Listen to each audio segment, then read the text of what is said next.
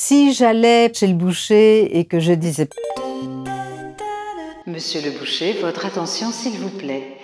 Voulez-vous avoir la gentillesse de me donner un steak haché? Merci de votre attention. » Là, je pense qu'il me reconnaîtrait.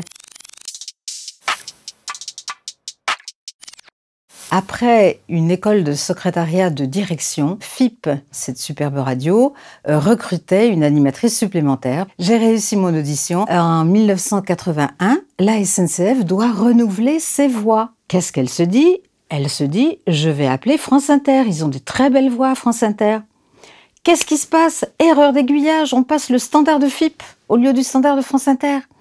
Et nous voilà partis, 4-5 FIPettes, puisque c'est comme ça qu'on nous appelait. On va passer une audition à la SNCF et je suis prise avec une de mes camarades de FIP. On a été deux pendant un petit nombre d'années. On faisait à l'époque des annonces dans leur globalité et on y passait environ un mois et demi à deux à faire tout ça. L'ordinateur est arrivé dans les années 90. On a commencé à fragmenter les phrases et à prendre des petits bouts. Et donc, il a fallu plus qu'une seule voix. Et là aussi, j'ai encore eu la chance d'avoir été plébiscitée.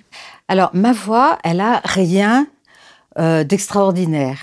Et tant mieux, parce que j'aurais eu une voix un petit peu trop spécifique, un peu trop originale, les gens auraient pu se lasser. Alors, une bonne voix aussi, c'est une voix, et la mienne a ces qualités techniques-là, je n'y suis pour rien, c'est une voix qui peut passer justement dans un univers sonore difficile. Donc il y a des fréquences qui font qu'elle passe bien dans le brouhaha.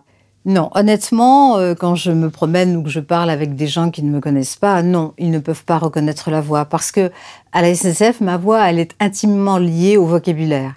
Non, la SNCF ne m'offre pas le train, je paye mes billets. Je n'ai pas le statut de cheminot puisque je suis engagée comme comédienne au cachet par la SNCF, et que le fait d'avoir le train gratuit, c'est quelque chose qui fait partie du salaire des cheminots. Franchement, dans 8 téléfilms sur 10, quand il y a une gare, on m'entend. Mais là, c'est parce que la SNCF, quand elle loue, quand elle met à disposition ces espaces, je suis comprise dans le packaging. Voilà, donc la voix de la SNCF, ça fait vrai. Voilà, dans un téléfilm. Et moi, je ne touche pas de droit d'auteur, mais je suis dédommagée aussi pour ça, d'une manière forfaitaire. Quand quelqu'un veut faire plaisir à un cheminot qui part à la retraite, souvent, il m'appelle, m'envoie un message et me dit « Est-ce que vous pourriez, Simone, faire un petit message pour mon père ou voilà, ou mon collègue qui part à la retraite ?» Mais également pour les gens qui se sont rencontrés dans un train. Et ça, c'est génial, les belles histoires d'amour comme ça. Alors ça, j'adore faire ça, j'adore. C'est une grande fierté, ça fait 40 ans que je travaille pour la SNCF. Un jour, le service de la communication avait dit, c'était à peu près réaliste, qu'on avait entendu, hein, pas enregistré, entendu au moins 1 milliard d'annonces. Parce que c'est tous les jours, plusieurs annonces par train, dans toutes les gares. Donc, évidemment, il y a quoi, 3000, un peu plus de 3000 gares en France? Oui, ça fait pas mal d'heures d'enregistrement au compteur.